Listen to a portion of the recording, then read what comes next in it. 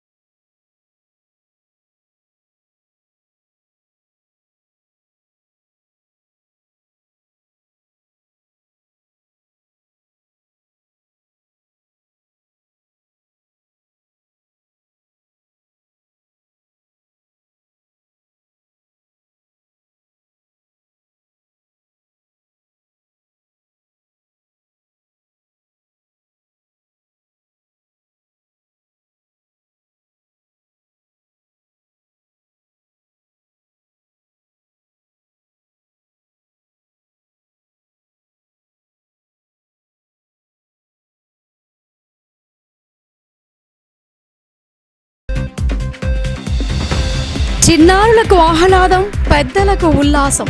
వేసవి సమయాల్లో ఆట విడుపు కోసం ప్రారంభమైన hide and slide play area ground ప్రారంభం. చిన్న పెద్దవారు సైతం ఆస్వాదించేందుకు వీణుల విందైన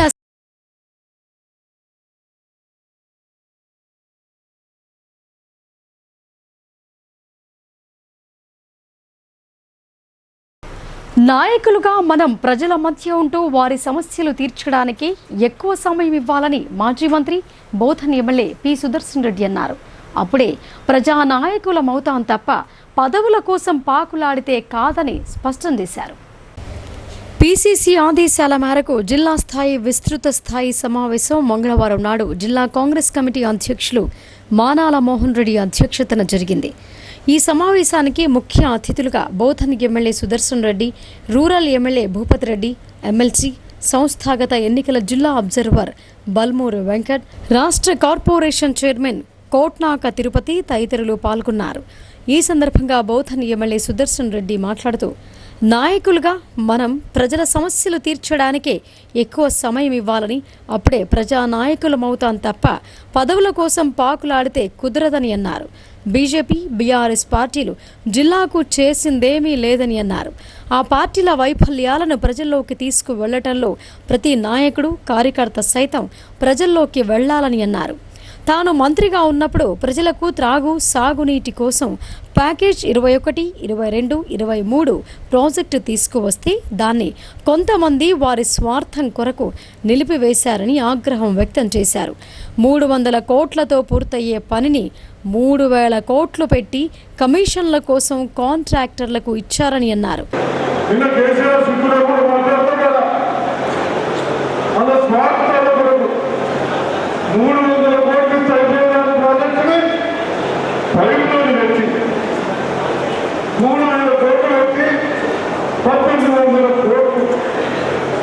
కమిషన్లకు పైపులు ఇచ్చి వాళ్ళందరూ ప్రజాపతులు ఇది చెప్పాలి. కాంగ్రెస్లో దయచేసి సిద్ధాంతాలు ఉందండి, చిన్న చిన్న మనస్పర్ధలు ఉంటాయి కానీ అన్ని పక్కన పెట్టి రేపు రాబోయే రోజుల్లో రేవంత్ రెడ్డి ఎలక్షన్ లేదు, రాహుల్ గాంధీ ఎలక్షన్ లేదు, ఎవరైనా ఈ ఎలక్షన్ ఉంటారు. ఇప్పుడు మీటింగ్ ఎందుకు పెట్టుకోవాలి, ఎందుకు పెట్టుకోవాలి, వాళ్ళకు ఈ వరకు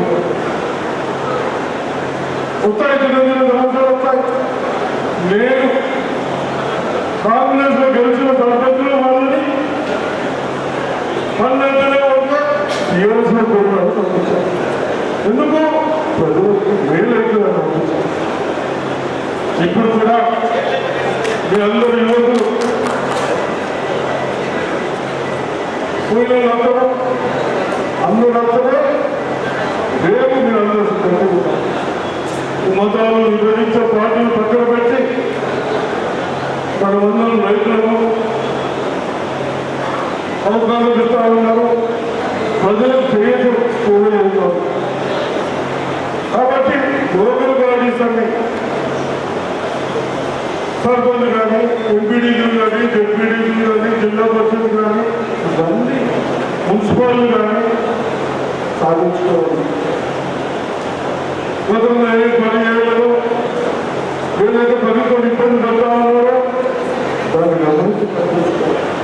నాయకుల మధ్య ఉన్న మనస్పర్ధలను ప్రక్కన పెట్టి రాబోయే ఎన్నికల్లో ముందుకు వెళ్లాలని సుదర్శన్ రెడ్డి పిలుపునిచ్చారు. పార్టీలో చిన్న చిన్న గొడవలకు వివాదాలు చేస్తే పార్టీ నుండి సస్పెండ్ చేస్తామని హెచ్చరించారు. కార్యకర్తలు ఐక్యంగా ఉంటే అందరికీ పదవులిచ్చే విధంగా కృషి చేస్తామని సుదర్శన్ రెడ్డి హామీ ఇచ్చారు.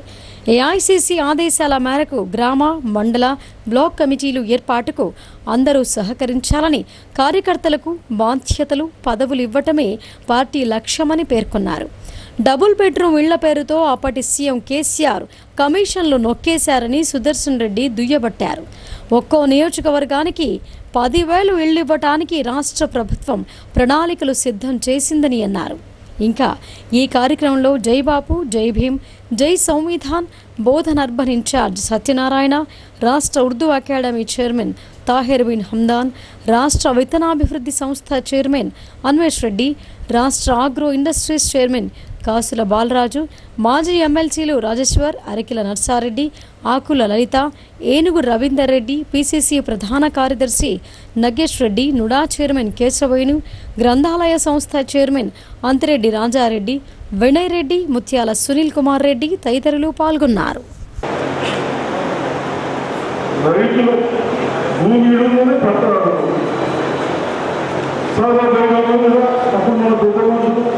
నమ్మకంలో సంతకాలు పెట్టి భూమి తీసుకుంటాం, పైసలు ఇచ్చి డబ్బులు తీసుకుంటాం. ఇవన్నీ పనులు చేసుకోవడానికి ఎవరికి రైతులు 9 లక్షల అప్లికేషన్స్ ఉన్నాయి. మళ్ళీ సరళంగా వేసుకుంటారు. అధికారులు గుర్తులు పెట్టుకొని ఏదైతే రైతులు మళ్ళీ చేయండి. ఎక్కడైనా కాలేజీ సమస్య ఉంటే మళ్ళీ అసెంబ్లీలో ఏదైనా బిల్ పాస్ చేసుకుంటాం. అంతదాకా లేదు బహుశా అన్నీ దాంట్లో ఉన్నాయి. కాబట్టి తప్పనిసరిగా రైతులకు అందించాలి. ఇంకోటి ఇల్లు కేసీఆర్ లెక్క డబ్బులు రేట్లు తగ్గించి దులుపుకుంటున్నారు. ఎంత ఇస్తున్నావు? ఒక రాకపోయింది 3,500 ఎంత 1,00,000 2 లక్షలు కాదు, 5 లక్షలు ఇస్తారు. నేను ఇప్పుడు చెప్పొచ్చా? ఎక్కడైతే పొలం కానీ ఇసుక కానీ ఎక్కడ సరకాలు పెట్టడం లేదు, మీకు తెచ్చుకోండి ఫ్రీ గవర్నమెంట్. అదేవిధంగా ఇక్కడ డిపోలు ఎంత కూడా చెప్పారు. మీకు డీజిల్ పోతున్నా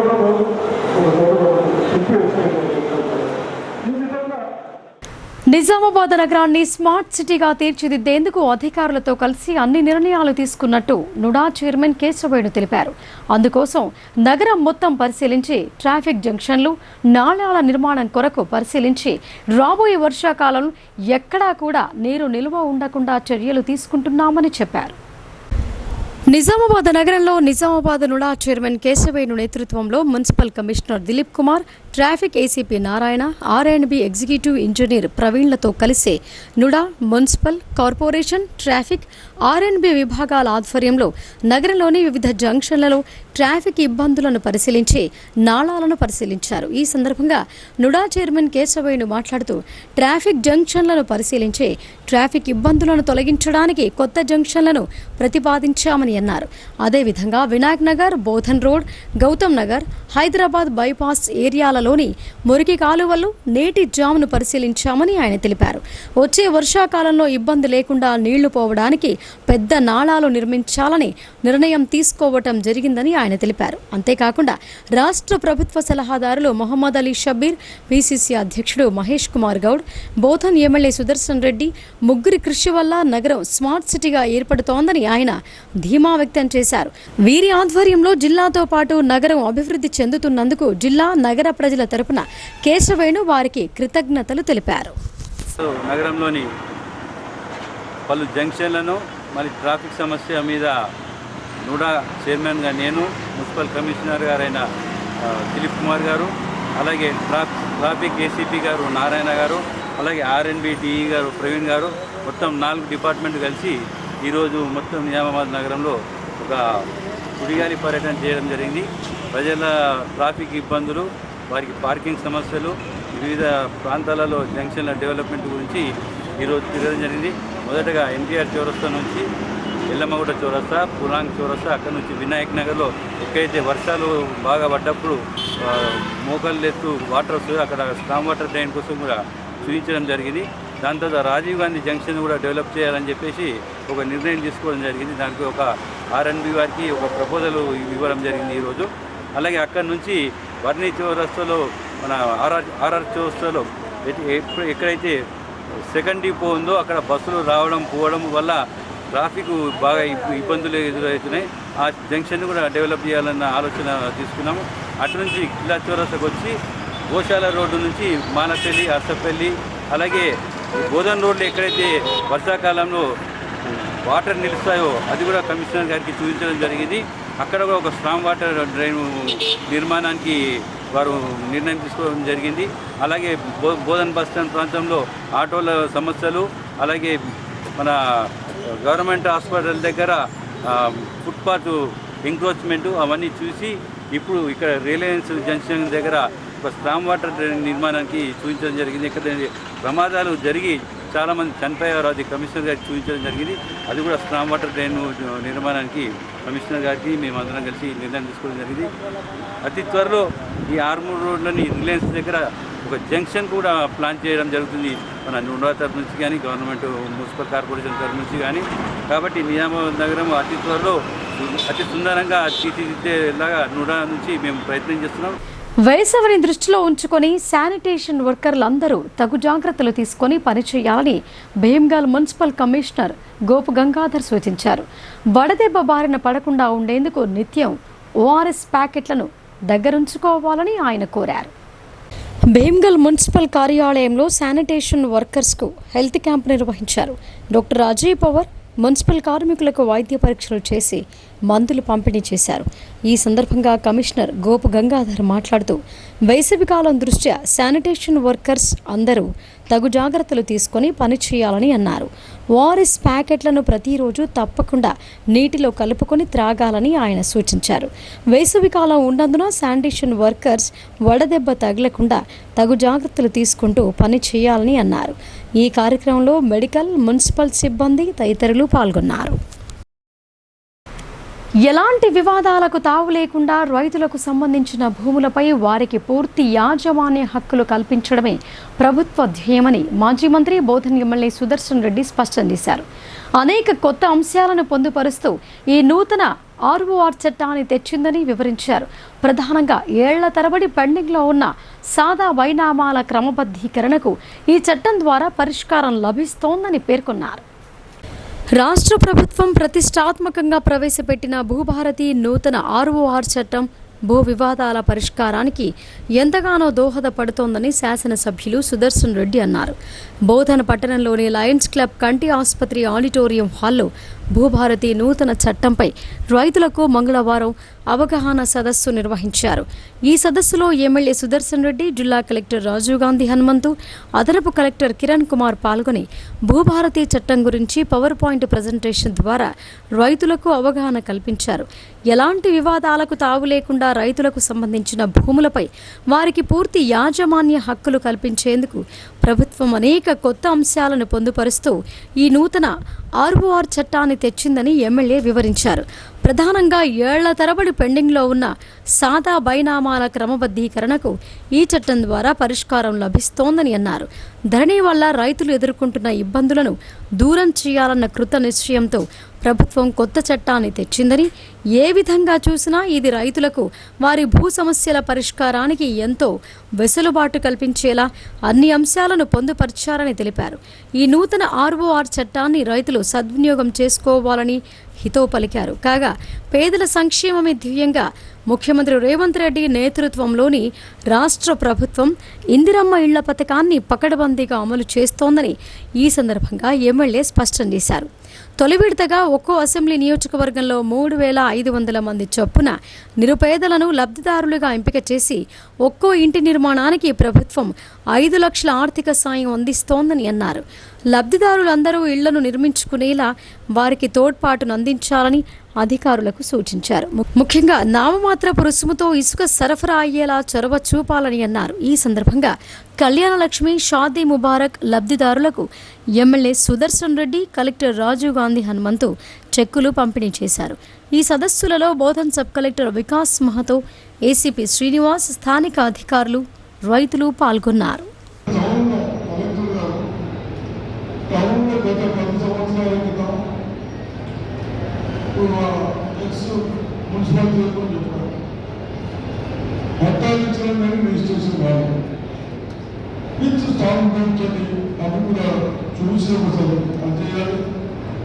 అదేవిధంగా ఒక ఫ్యామిలీ ఉంది, ఇల్లుని డివైడ్ చేసుకున్నారు. పార్టీషన్ చేసుకొని మనకి అందరూ ఇస్తే ఆ పార్టీషన్ ప్రకారం మీరు ఏదైతే రూల్స్ ఉన్నాయో ఆ రూల్స్ ప్రకారం ఇది మన లీగల్ వెళ్ళడానికి చేస్తే బాగుంటుంది. కాబట్టి మున్సిపల్గా కానీ పంచాయతీలో కానీ అంతేగా ఇది రెండు. సెకండ్ థర్డ్ ఇప్పుడు మనం అందరం గత ప్రభుత్వంలో ఇల్లు వాళ్ళకు బీద వాళ్ళకు ఇల్లు కట్టించాలని మన ప్రభుత్వం ఇంత లక్షల నుంచి చేరుకుంటుకోకుండా 5 లక్షలు ఇస్తున్నాం. ఎంత ఇస్తున్నాం? 5 లక్షలు ఇస్తున్నాం. తప్పనిసరిగా అటువంటి వాళ్ళకు అది కూడా నాలుగు పెట్టాం. ఎవరైనా భూముల్లో వాళ్ళకి, ఇల్లు ఉన్న వాళ్ళకి ఇవ్వద్దు. గుడిసెలు ఉన్న వాళ్ళకు, చించెలు ఉన్న వాళ్ళకు, ప్లాట్ ఉన్న వాళ్ళకే ఎలిజిబిలిటీ వాళ్ళకి ఇస్తామని. కాబట్టి మన కాన్స్టిట్యూన్సీకి 3,500 ఇల్లు శాంక్షన్ అవుతాయి. దాంట్లో first year 3,500, second year 3,500, third year 3,500. ఈ విధంగా first phase, second phase, third phase.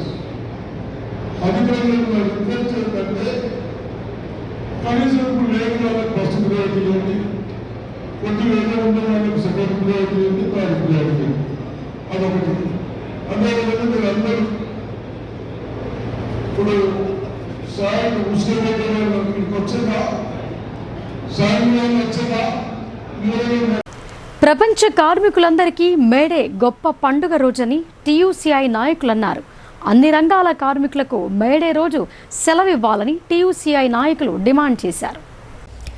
నగరంలోని శివాజీ నగర్లోని కార్మిక శాఖ కార్యాలయం ఎదుట అన్ని రంగాల కార్మికులకు మేడే రోజు సెలవు అమలు చేయాలని డిమాండ్ చేస్తూ trade union centre of India జిల్లా కమిటీ ఆధ్వర్యంలో ధర్నా నిర్వహించి అసిస్టెంట్ కమిషనర్ శ్రావణికి వినతి పత్రం అందజేశారు. ఈ సందర్భంగా టీయూసీఐ జిల్లా ప్రధాన కార్యదర్శి ఎం సుధాకర్ మాట్లాడుతూ ప్రపంచ కార్మికులందరికీ మేడే పండుగ రోజని అన్నారు. అందువల్ల ప్రపంచవ్యాప్తంగా మేడే సెలవు రోజుగా పరిగణించబడుతోందని అన్నారు. కానీ మేడే సెలవు రోజును పెయిడ్ హాలిడేగా కేంద్ర ప్రభుత్వం మార్చిందని అన్నారు. దీంతో మేడే రోజు సెలవు ఉండదని, అయితే పనిచేసిన కార్మికులకు అదనపు వేతనం ఇవ్వాల్సి ఉంటుందని అన్నారు. కానీ ఏ యాజమాన్యం కార్మికులకు అదనపు వేతనం ఇవ్వటం లేదని అన్నారు. అదే సమయంలో కార్మికుడు మేడే సెలవును కోల్పోతున్నాడని అన్నారు. కార్మికులను సంఘటితం కాకుండా వారు పోరాట స్ఫూర్తికి దూరంగా నెట్టివేయడానికి మేడే జరుపుకోకుండా మోడీ ప్రభుత్వం కుట్ర పన్నిందని ఆయన తెలిపారు. కార్మికుల హక్కులను కాలరాస్తూ కేంద్ర ప్రభుత్వం తీసుకుంటున్న ఈ కార్మిక వ్యతిరేక విధానాలను కార్మిక లోకం తిప్పికొట్టాలని అన్నారు. ప్రపంచవ్యాప్తంగా కార్మికులందరూ ఇవాళ మేడేని పండుగ రోజుగా జరుపుకునే రోజు. మేడే రోజు సెలవు రోజుగా కార్మికులకు ఒక హక్కుగా వచ్చింది. కానీ మోడీ ప్రభుత్వం అధికారంలోకి వచ్చిన తర్వాత మెల్లమెల్లగా కార్మికులు సాధించుకున్నటువంటి చట్టాలను వెనక్కి తీసుకుంటా ఉన్నారు, రద్దు చేస్తూ ఉన్నారు. దాంట్లో భాగంగానే మేడేని పెయిడ్ హాలిడేగా చేశారు. అంటే కార్మికుడు పనిచేస్తే అదనంగా వేతనం ఇవ్వాలని చెప్పేసి వాళ్ళు తీసుకొచ్చారు. కానీ ఇది ఎక్కడ అమలు కావట్లేదు. కార్మికులకి మేడే రోజు పనిచేయిస్తూ ఉన్నారు. దానివల్ల వాళ్ళు సెలవును కోల్పోతూ ఉన్నారు. పనిచేసిన కార్మికులు అదనపు వేతనాన్ని కోల్పోతా ఉన్నారు. ఇది సరైనది కాదు. కాబట్టి మేడే రోజును సెలవు రోజుగా అమలు చేయాలని చెప్పేసి మేము కోరుతా ఉన్నాం. మేడే రోజు లాంటి రోజుల్ని కూడా వాళ్ళ సెలవు రోజుల్ని రద్దు చేసిన ఈ ప్రభుత్వం 8 గంటల పని విధానాన్ని 12 గంటల పని విధానంగా మార్చాలని ప్రయత్నం చేస్తూ ఉన్నది. దాంట్లో భాగంగానే కార్మిక వ్యతిరేక 4 లేబర్ కోడ్లు తీసుకొస్తా ఉన్నది. కార్మికులందరూ కూడా ఇది గమనించాలా. మేడే రోజును మీరు సెలవు తీసుకోవాలా. ఎందుకంటే ఒకవేళ మేడే రోజు పని చేస్తే అదనంగా అంటే రోజువారీగా వచ్చే కూలికి అదనపు కూలీని మీరు అడగాలని చెప్పేసి మేము కార్మికులకు పిలుపునిస్తూ ఉన్నాం. అదేవిధంగా ఆ రోజుని సెలవు మీ హక్కు కాబట్టి మేడే రోజు కార్మికులందరూ కూడా పనికెళ్లకుండా మీ వ్యక్తిగత పనుల్లో లేదా మేడో వారోత్సవాల్లో పాల్గొనాలని చెప్పేసి మేము TUCAగా పిలుపునిస్తా ఉన్నాం. జాన్కంపేట గ్రామంలో మహాశివరాత్రి రోజు వెలిసిన స్వయంభూ లింగేశ్వర ఆలయ నిర్మాణ పనులు శ్రీ బాలయోగి మంగిరాములు మహారాజ్ పరిశీలించారు. లక్ష్మీ నరసింహస్వామి ఆలయం మాదిరి లింగేశ్వర ఆలయం ఎంతో ప్రసిద్ధి చెందుతోందని ఆయన తెలిపారు. ఎడపల్లి మండలంలోని జాన్కంపేట గ్రామంలో మహాశివరాత్రి రోజు వలసిన స్వయంభూ లింగేశ్వర ఆలయ నిర్మాణ పనులను శ్రీ బాలయోగి మంగిరాములు మహారాజ్ పరిశీలించారు. ముందుగా స్వయంభూగా వెలిసిన శివలింగానికి పూజలు నిర్వహించారు. ఈ సందర్భంగా ఆయన మాట్లాడుతూ జాన్కంపేట గ్రామంలో శ్రీ లక్ష్మీ నరసింహస్వామి ఆలయంతో పాటు ఎంతో ప్రసిద్ధిగాంచిన అష్టముఖి కోనేరు నెలకొని ఉందని, అదేవిధంగా గ్రామంలోని అశోక్ సాగర్ క్రింది భాగంలో గ్రామానికి ఈశాన్య భాగంలో వెలిసిన లింగేశ్వర ఆలయం ఎంతో ప్రసిద్ధి చెందుతోందని వెల్లడించారు. ఆలయ కమిటీ ఆధ్వర్యంలో గ్రామస్తులు దాతల సహకారంతో ఆలయ నిర్మాణం చేపట్టడం జరుగుతోందని, త్వరలో త్రయంబకేశ్వర్ నుండి దేవతల విగ్రహ మూర్తులను తీసుకువచ్చి విగ్రహ ప్రతిష్టాపన కార్యక్రమాన్ని పెద్ద ఎత్తున నిర్వహించడం జరుగుతోందని ఆయన తెలిపారు. ఆలయ నిర్మాణానికి ప్రతి ఒక్కరూ చేయూతను అందించాలని భక్తులకు మంగిరాములు మహారాజ్ సూచించారు. ఈ సందర్భంగా ఆలయ కమిటీ ఆధ్వర్యంలో స్వామీజీకి ఘనంగా సన్మానించారు. అనంతరం గ్రామంలో ఉన్న వీరభద్ర ఆలయాన్ని సందర్శించారు. ఈ కార్యక్రమంలో ఆలయ చైర్మన్ ఉప్పు సురేష్, ఆలయ నిర్మాణదాత భానుకా శంకర్, గ్రామ పెద్దలు బండారు దశరథ్, మిద్దె పోశెట్టి, ఎంబ రాజేశ్వర్, అబ్బన్న, గుడాల పోతన్న, నరేష్, జనార్దన్, ఆలయ పూజారి నర్సింగ్రావు తదితరులు పాల్గొన్నారు. పవిత్రమైన ఒక పుణ్యక్షేత్రము సనాత నుంచి వచ్చిందే ఇది అష్టమికి కోనేరని చాలా పేర్లు, చాలా అక్కడక్కడ వచ్చి కూడా అందరూ కూడా అమావాస్య ఉన్నప్పుడు వచ్చి దర్శనం చేసుకుంటారు. మరి ఆ నదిలో కోనేట్లో కూడా స్నానం చేసిన యొక్క రోజులు కూడా ఉన్నాయి, చేస్తూ ఉంటారు. ఇప్పటికి కూడా చాలా పుణ్యక్షేత్రం అని అన్ని కొన్ని దేశాలకు కొన్ని రాష్ట్రాలకు కూడా పాపం అందరూ కూడా తెలుసు. మరి అష్టముఖి కోనేరని మన జాన్కంపేటలో మరి దానికి తోడు కట్ట కింద చెరువు కట్ట కింద ఎప్పుడో ఏ కాలంలో మరి ఎవరు పెట్టారో ఏందో కానీ ఎప్పుడు ఆలయం ఉన్నదో కానీ ఇదంతా భూమి సాపు చేద్దామని ఒక ఆలోచనతో ఇక్కడికి రావడం జరిగింది. వాళ్ళు ఆ సాపు చేసే వరకల్లో ఒక మంచి లింగము నంది రెండు మన యొక్క నేత్రాలలో కనబడడం జరిగింది. అప్పటి నుంచి మన గ్రామస్తులందరూ కూడా మంచి పూజ పునస్కారము అన్నీ కూడా విధి విధానంగా చేస్తూ ఉన్నారు. మరి ప్రతి సోమవారం నాడు అందరూ కూడా విలేజ్ కమిటీ వాళ్ళు స్త్రీలు పురుషులు వచ్చి దర్శనం చేసుకుంటున్నారు. మరి అదేవిధంగా ఒక మంచి చిన్న మన ఊళ్ళో ఆలయం లేదు కాబట్టి అని ఒక ఆలయానికి నిర్మాణం చేద్దామన్న ఒక ఉద్దేశంతో మరి భూమి పూజ చేయడం, భగవంతుడి దయతో ఒక వారం రోజుల కిందనే స్లాబ్ కూడా అయిపోయింది కాబట్టి ఇప్పుడు కావాల్సింది శిఖరం, గర్భాలయము, శిఖరము, ఒక చిన్న ధర్మశాల. ఇవన్నీ కూడా మన గ్రామ అభివృద్ధి కమిటీ, దేవస్థానం యొక్క కమిటీ కూడా అందరు కూడా ఆలోచన ఉన్నది. దీనికి చాలా పవిత్రమైన ఒక కార్యక్రమం కాబట్టి అందరూ కూడా తన్మనుగా ప్రేమతోని ఆత్మీయతోని ఆకలి అయినప్పుడే అన్నం పెట్టాలని శాస్త్రం ఉన్నది కాబట్టి ఒక పని నడిచేటప్పుడు మన సాయం మనం చెమటంపిన ఒక రూపాయి ఇస్తే అది పుణ్య కార్యక్రమంలో పడుతుందని నేను ఆశిస్తున్నా. మన అభివృద్ధి కమిటీ వాళ్ళు కూడా ఆశిస్తున్నారు కాబట్టి మీ అందరికీ చాలా చాలా భగవంతుడు ఆశీర్వాదం ఉండి ఈ కార్యక్రమంలో అందరూ కూడా పాల్గొనాలని నేను ఆశిస్తున్నాను. కేంద్ర రాష్ట్ర ప్రభుత్వాల నుండి ఇందూరు కార్పొరేషన్కు అమృత్ 2 క్రింద 400 కోట్ల నిధులు మంజూరయ్యాయని అర్బన్ ఎమ్మెల్యే ధన్పాల్ సూర్యనారాయణ చెప్పారు. భూగర్భ జలాల పనులు నత్తనడకన నడుస్తున్నాయని ఎమ్మెల్యే సదరు కాంట్రాక్టర్పై అసహనం వ్యక్తం చేశారు. నగరంలో జరుగుతున్న భూగర్భ జలాల పనులను, అండర్ గ్రౌండ్ డ్రైనేజీ పనులను అర్బన్ ఎమ్మెల్యే ధన్పాల్ సూర్యనారాయణ పరిశీలించారు. గంగస్థాన్ ఫేజ్ 1లో జరుగుతున్న భూగర్భ జలాల పనులను, మురుగునీటి శుద్ధీకరణ కర్మాగారాన్ని అర్బన్ ఎమ్మెల్యే ధన్పాల్ సూర్యనారాయణ ప్రజా ఆరోగ్య శాఖ అధికారులతో కలిసి పరిశీలించారు. ఈ సందర్భంగా అర్బన్ ఎమ్మెల్యే మాట్లాడుతూ, కేంద్ర రాష్ట్ర ప్రభుత్వాల నుండి ఇందూరు కార్పొరేషన్కు అమృత్ 2 క్రింద ఇందూరు నగరానికి భూగర్భ జలాల అభివృద్ధి, వాటర్ వర్క్స్ పనులకు సుమారు 400 కోట్లు విడుదల కావటం జరిగిందని అన్నారు. భూగర్భ జలాల పనులలో భాగంగా నగరంలో 150 మ్యాన్ హోల్స్ పునః నిర్మాణం చేసినట్లు, అలాగే 45 కొత్తవి నిర్మాణం చేసినట్లు ఆయన తెలిపారు. Underground drainage 1 kilometre pipeline వేయటం జరిగిందని అన్నారు. నగరంలో భూగర్భ జలాల పనులు నత్తనడకన నడుస్తున్నాయని ఎమ్మెల్యే అసహనం వ్యక్తం చేశారు. వర్షాకాలాన్ని దృష్టిలో పెట్టుకుని ప్రజలకు ఎటువంటి ఇబ్బందులు తలెత్తకుండా అండర్ గ్రౌండ్ డ్రైనేజీ పనులు త్వరగా పూర్తి చేయాలని, పనులు నాణ్యతతో పూర్తి చేయాలని అధికారులకు, కాంట్రాక్టర్కు ఆయన సూచించారు. ఏదైతే అర్బన్ నియోజకవర్గానికి, నిజామాబాద్ అర్బన్ నియోజకవర్గానికి అండర్ గ్రౌండ్ డ్రైనేజ్ మరియు వాటర్ వర్క్స్కు సుమారు 400 కోట్లు శాంక్షన్ చేయడం జరిగింది. ఈ స్కీము కేంద్ర ప్రభుత్వము, రాష్ట్ర ప్రభుత్వ సహకారంతో ఈ స్కీమ్ కంప్లీట్ చేయబడుతుంది.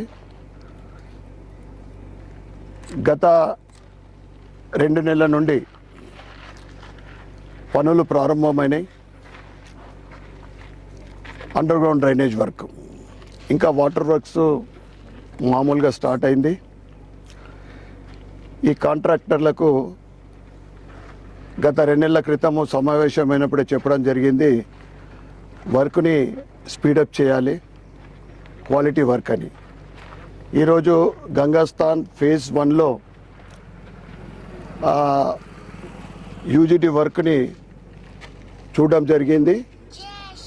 వర్క్ అయితే మంచి క్వాలిటీ వర్కే చేస్తున్నారు, కానీ స్పీడప్ చేయాలి. వాళ్ళైతే పీరియడ్ ఇచ్చిండ్రో అది 1.5 ఇయర్లో కంప్లీట్ చేస్తానే. మాది ఈ విధంగా నత్తనడకన నడిస్తే అది సాధ్యమయ్యేది కాదు. ఇది పబ్లిక్ హెల్త్ ఆధ్వర్యంలో, పబ్లిక్ హెల్త్ డిపార్ట్మెంట్ ఆధ్వర్యంలో ఈరోజు ఈ సమీక్షించడంలో ఏడీ గారు కూడా మరియు వాళ్ళ టీము, మెగా కన్స్ట్రక్షన్ వాళ్ళ టీం కూడా ఇక్కడ ఉన్నది. రాబోయే సంవత్సరంన్నర తర్వాత ఇందూరు నగర ప్రజలకు ఆల్మోస్ట్ ఆల్ అర్బన్కు సంబంధించి ప్రతి ఇంటి నుండి కూడా అండర్ గ్రౌండ్ డ్రైనేజ్ వాటరు ఇంట్లో నుండి డైరెక్ట్గా పైప్కు కనెక్షన్ ఇవ్వబడుతుంది. మరిన్ని వార్తల్లోకి వెళ్లే ముందు షార్ట్ బ్రేక్ తీసుకుందాం. చూస్తూనే ఉండండి.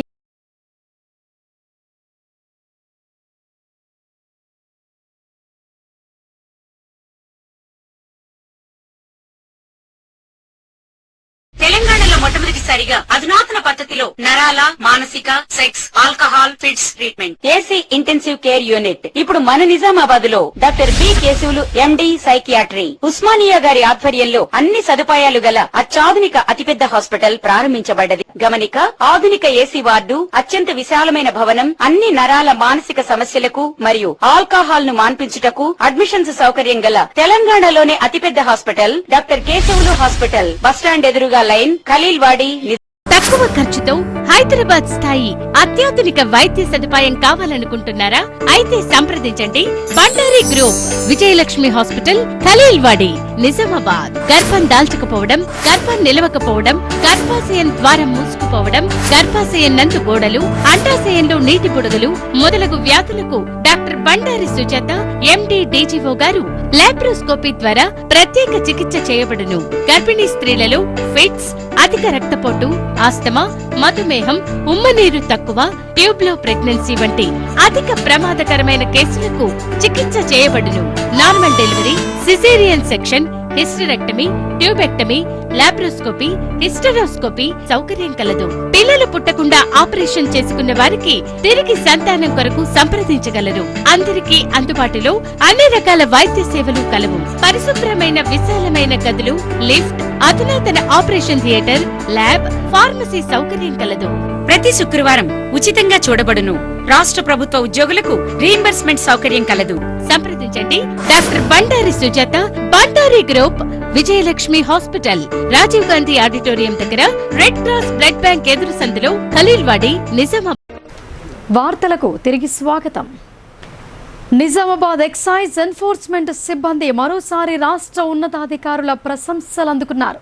ఇటీవల నగరంలోని గంజ్ ప్రాంతంలో అక్రమంగా నిల్వ చేసి విక్రయానికి సిద్ధంగా ఉంచిన ఎండు గంజాయిని ఎన్ఫోర్స్మెంట్ సిఐ స్వప్న నేతృత్వంలో పట్టుకున్నారు.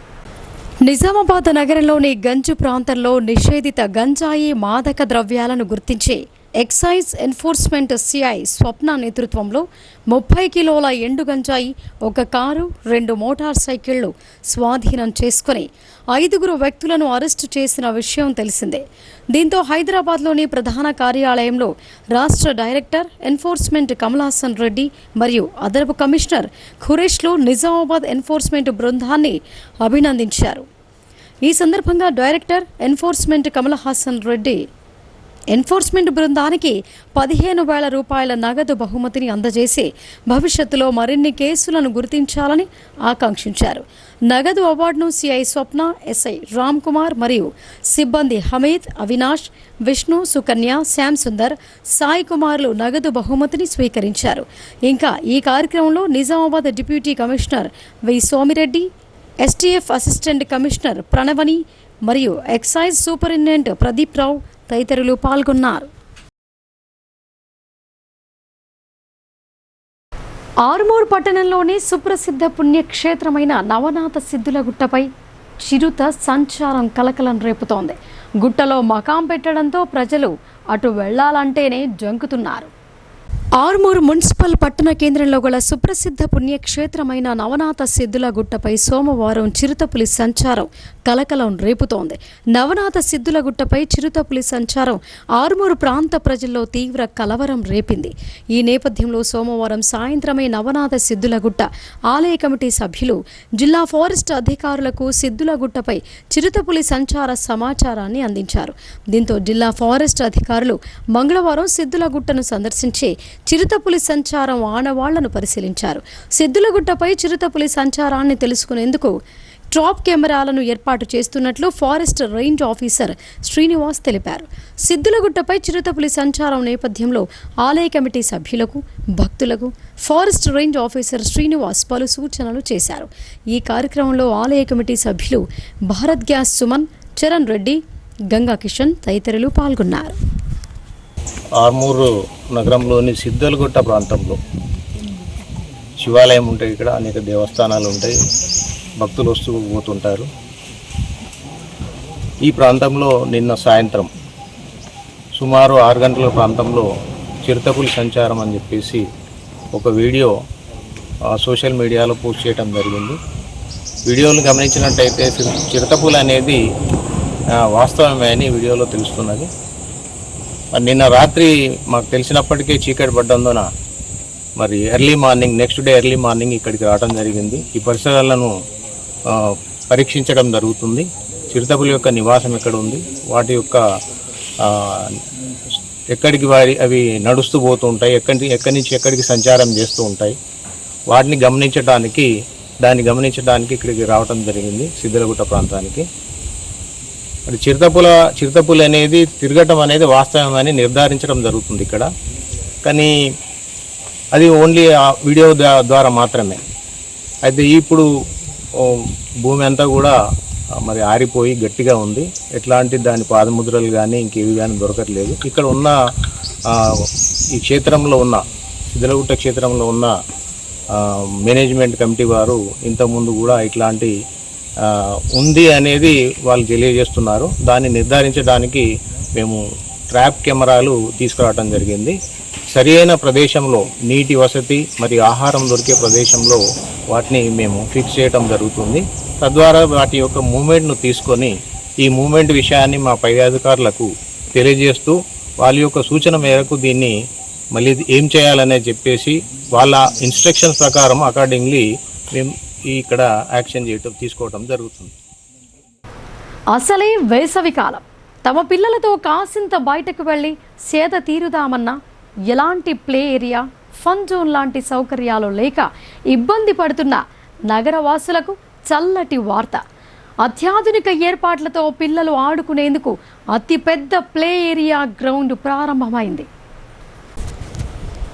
జిల్లాలోని అతిపెద్ద ప్లే ఏరియా గ్రౌండ్ను నిజామాబాద్ నగరంలోని బస్వా గార్డెన్స్ సమీపంలో ఏర్పాటు చేశారు. ఈ ఏరియా గ్రౌండ్ సంక్రాంతికి వస్తున్నాం ఫేమ్ బుల్లిరాజు ప్రారంభించగా నుడా చైర్మన్ కేశవేణు, రాష్ట్ర ఉర్దూ అకాడమీ చైర్మన్ తాహిర్ బిన్ హమ్దాన్, జిల్లా గ్రంథాలయ సంస్థ చైర్మన్ అంతిరెడ్డి రాజారెడ్డి తదితరులు పాల్గొన్నారు. ఈ గ్రౌండ్లో చిన్న పెద్దవారు సైతం ఆస్వాదించేందుకు వేణుల విందైన సంగీతం, వినోద కార్యక్రమాలు, పిల్లలకు ప్రత్యేకమైన ఆటల ఏర్పాట్లు చేయటం పట్ల అతిథులు అభినందించారు. అంతేకాకుండా పిల్లల ప్లే ఏరియాలో joy rides, slides and swings, bounce pool, bounce castles, adventure zone, interactive games, ట్యాడర్ల కోసం ప్రత్యేకమైన ప్లే సెక్షన్ ఏర్పాటు చేసినట్లు నిర్వాహకులు చెప్పారు.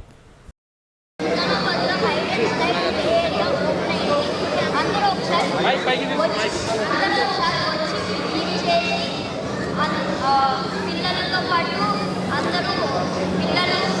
అందరూ వచ్చి ఆడుకోవాలి. చాలా బాగుంది, చాలా పెద్ద ప్లే ఏరియా. వీడియో గేమ్స్ ఎవరు ఆడదు, అది మన లైఫ్కి చాలా డేంజర్. అందుకనే మనం నార్మల్ మనం ఆడాలి. ఇది కూడా పెద్ద play area. Physical activities games చాలా ఉన్నాయి. మీరు అందరూ ఒకసారి వచ్చి విజిట్ చేసి పిల్లలు కూడా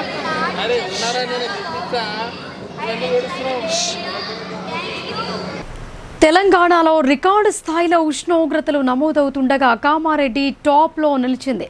ఎండ వేడి నుంచి ఉపశమనం పొందేందుకు జనం స్విమ్మింగ్ పూల్ను ఆశ్రయిస్తుండగా వానరాలు జనావాసాల్లోకి వచ్చేస్తున్నాయి. గత వారం రోజులుగా తెలంగాణలో అత్యధిక ఉష్ణోగ్రతలు నమోదవుతున్నాయి. గత 4 రోజుల క్రితం నిజామాబాద్ జిల్లాలో 45.3 డిగ్రీల ఉష్ణోగ్రత నమోదు కాగా తాజాగా మంగళవారం కామారెడ్డి జిల్లాలో 46 డిగ్రీలకు చేరింది. మధ్యాహ్న వేళ భానుడు భగభగా మండిపోతుండగా రోడ్లన్నీ నిర్మానుష్యంగా దర్శనమిస్తున్నాయి. ఎండ వేడి నుంచి తప్పించుకునేందుకు నివాస గృహాలకే పరిమితమవుతున్నారు. కూలర్లు, ఏసీలు ఏర్పాటు చేసుకుని ఎండ నుంచి రక్షణ పొందుతున్నారు. ఇదిలా ఉండగా మరికొందరు స్విమ్మింగ్ పూల్కు వెళ్లి స్విమ్మింగ్ చేస్తున్నారు. అదే రీతిలో వేడిమి తట్టుకోలేక కోతులు అడవిని వదిలి జనావాసాల్లోకి చేరుతున్నాయి. ఈ దృశ్యం బాన్సువాడ పోలీస్ స్టేషన్లో దర్శనమిచ్చింది.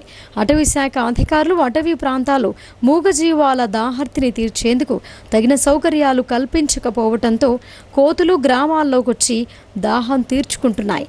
అటవీ అధికారులు స్పందించి అడవిలో నీటి తొట్టెలు, సాసర్ పిట్స్ ఏర్పాటు చేసి మూగజీవాల గొంతు తడిపే ప్రయత్నం చేయాల్సిన అవసరం ఎంతైనా ఉంది. దేశ ప్రజలందరూ సమైక్యంగా ఉగ్రవాదుల దాడులకు వ్యతిరేకంగా పోరాడాలని సిపిఎం జిల్లా కార్యదర్శి రమేష్ బాబు పిలుపునిచ్చారు. కేంద్ర ప్రభుత్వం పాకిస్తాన్ చేస్తున్న బేరాలకు తలొగ్గొద్దని ఆయన కోరారు. బోధన్ పట్టణంలోని అంబేద్కర్ చౌరస్తా వద్ద సిపిఎం పార్టీ ఆధ్వర్యంలో కాశ్మీర్లోని పహల్గాంలో ఉగ్రవాదుల దాడులను నిరసిస్తూ ఉగ్రవాదుల దిష్టిబొమ్మను దగ్ధం చేశారు. ఈ సందర్భంగా ఉగ్రవాదుల దుశ్చర్యను ఖండిస్తూ పెద్ద ఎత్తున నినాదాలు చేసి నిరసన వ్యక్తం చేశారు. అనంతరం సిపిఎం జిల్లా కార్యదర్శి ఏ రమేష్ బాబు మాట్లాడుతూ కాశ్మీర్లోని పహల్గాంలోకి వచ్చిన పర్యాటకులపైన విచక్షణారహితంగా కాల్పులు జరిపి 28 మందిని పాకిస్తాన్ ఉగ్రవాదులు పొట్టన పెట్టుకున్నారని అన్నారు. ఉగ్రవాదులకు మతాలు, కులాలు ఏవీ పనికిరాదని, దేశంలో అల్లకల్లోలం సృష్టించడం ద్వారా ప్రజల్లో విద్వేషాలను రెచ్చగొట్టి అశాంతిని కలిగించడమే వారి ముఖ్య ఉద్దేశమని ఆయన అన్నారు. ఉగ్రవాదాన్ని అరికట్టడంలో కేంద్ర ప్రభుత్వం తన ఇంటెలిజెన్స్ విభాగం కానీ, భద్రతా దళాలు కానీ ముందుగా పసిగట్టకపోవటం మూలంగానే ఉగ్రవాదులు చొరబడ్డారని ఆయన తెలిపారు. దీన్ని చర్చించకుండా కేంద్ర ప్రభుత్వం హిందూ, ముస్లిం అనే వ్యత్యాసాలను సృష్టించడానికి, తద్వారా ప్రజల్లో విద్వేషాలను పెంచి రాజకీయ లబ్ధి పొందడానికి, తన తప్పిదాలను కప్పిపుంచుకోవడానికి ప్రయత్నిస్తున్నారని, ఇది సరైంది కాదని ఆయన తెలిపారు. ఉగ్రవాదానికి వ్యతిరేకంగా దేశ పౌరులందరూ ఐక్యంగా తిప్పికొట్టాలని, అప్పుడే దాన్ని ఎదిరించవచ్చని ఆయన అన్నారు. ఈ కార్యక్రమంలో సిపిఎం జిల్లా కార్యదర్శి వర్గ సభ్యులు నూర్జహాన్, శంకర్ గౌడ్, జిల్లా కమిటీ సభ్యులు నన్నెసాబ్ తదితరులు పాల్గొన్నారు. ఈ ఉగ్రవాదుల దాడిని ఈరోజు కేంద్రంలో ఉన్నటువంటి ప్రభుత్వం తన అసమర్థతను కప్పిపుచ్చుకోవడానికి ఈరోజు హిందూ ముస్లింల పేరుతోటి, పాకిస్తాన్ ముస్లింలు, ఇండియా హిందువుల పేరుతోటి ఈరోజు మత విద్వేషాలని రెచ్చగొట్టడం కోసం ప్రయత్నం చేస్తూ ఉన్నది. ఈ ఉగ్రవాదులు దేశంలోకి వందలాది మంది చొరబడుతున్నప్పటికీ ఏదైతే దేశంలో ఉన్నటువంటి ఇంటెలిజెన్స్ వ్యవస్థ కానీ అట్లాగే ప్రభుత్వ యంత్రాంగం కానీ దీన్ని అరికట్టడంలో, దీన్ని నిలువరించడంలో చర్యలు చేపట్టకపోవటం శోచనీయం. ఈ ఉగ్రవాదుల దాడిలో హిందువులతో పాటు ముస్లింలు కూడా ప్రాణాలు కోల్పోయారు.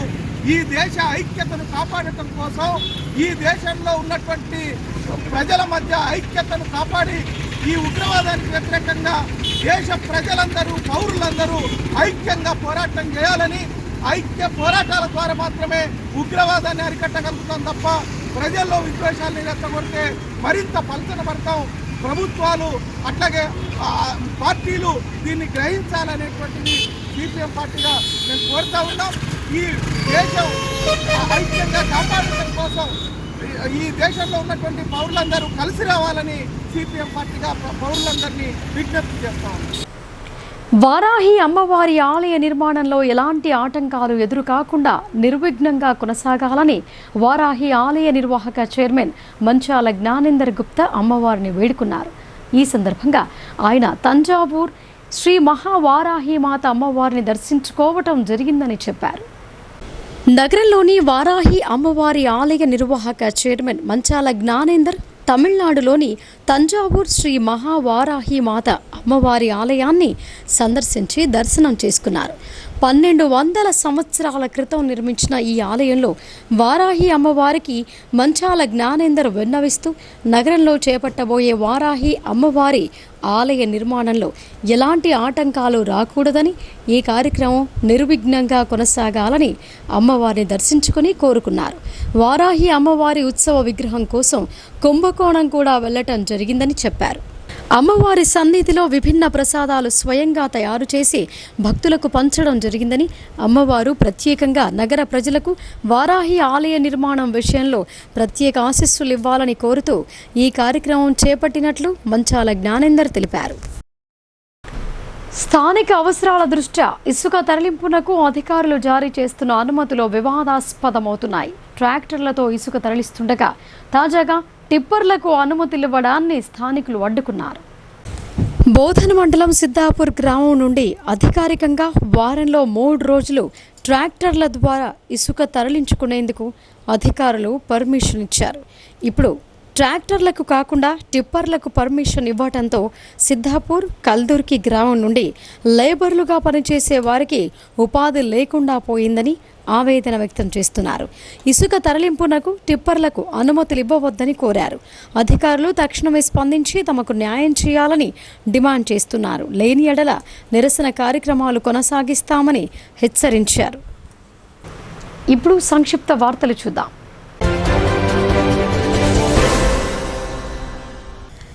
విద్యుత్ షాక్ కొట్టి చిన్నారి మృతి చెందిన విషాద ఘటన మాక్లూరు మండలం చిక్లీ గ్రామంలో చోటు చేసుకుంది. గ్రామస్తులు తెలిపిన వివరాల ప్రకారం గ్రామానికి చెందిన గడ్డం నవీన్ రచనల 6 ఏళ్ల కుమార్తె వేదాంశి ఆదివారం ఇంటి బయట ఆడుకుంది. ఈ సమయంలో అక్కడే ఉన్న ఇనుప కూలర్ను ముట్టుకుంది. దీంతో విద్యుత్ షాక్ తగిలి పడిపోయింది. కుటుంబ సభ్యులు గమనించి ఆసుపత్రికి తరలించగా అప్పటికే మృతి చెందినట్లు వైద్యులు తెలిపారు. చిన్నారి మృతితో గ్రామంలో విషాద ఛాయలు అలుముకున్నాయి. నవిపేట మండల పరిధిలోని శాఖాపూర్ గ్రామ రైతులు ధాన్యం కొనుగోలు చేయాలని నిరసన వ్యక్తం చేశారు. గ్రామానికి వెళ్లే ప్రధాన రోడ్డుపై బైఠాయించి నిరసన తెలిపారు. బెనోలా సొసైటీ ఆధ్వర్యంలో ఈ గ్రామంలో కొనుగోలు కేంద్రం ఏర్పాటు చేసినా రైతులకు ఇబ్బందులు తప్పడం లేదు. ఈ సందర్భంగా బాధిత రైతులు మాట్లాడుతూ గత 20 రోజుల నుంచి తమ గ్రామం నుంచి 1 లారీ లోడ్ ధాన్యం మిల్లులకు తరలించలేదని వాపోయారు. కొనుగోలు కేంద్రం ఏర్పాటు చేసిన మొదట్లో కొంత ధాన్యాన్ని తరలించారని చేయాలని చెప్పారు. గ్రామంలో ఇప్పటికే అనేక మంది రైతుల ధాన్యాన్ని తూకం వేసి అలాగే వదిలేశారని, మరికొంత ధాన్యం తూకం వేయాల్సి ఉందని తెలిపారు. అకాల వర్షాలు కురిస్తే తీవ్ర నష్టం వాటిల్లుతోందని ఆవేదన వ్యక్తం చేశారు. ఈ సమస్యను సొసైటీ చైర్మన్ మగ్గరి హనుమాన్ల దృష్టికి తీసుకువెళ్లినా పరిష్కరించడం లేదని వాపోయారు. అధికారులు స్పందించి తక్షణమే ధాన్యం కొనుగోలు చేసి మిల్లులకు తరలించాలని కోరారు. ఇక వార్తలు ముగించే ముందు హెడ్లైన్స్.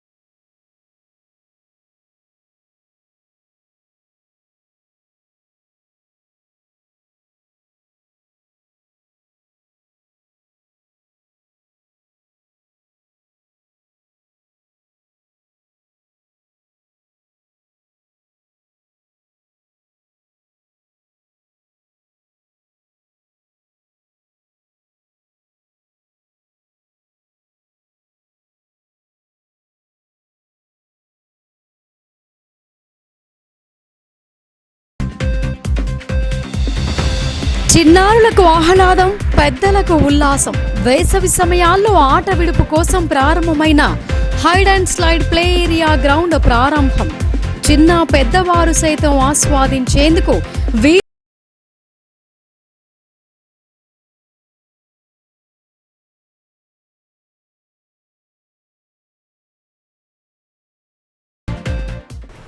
ఇవి బులెటిన్ విశేషాలు. చూస్తూనే ఉండండి భారతీ న్యూస్.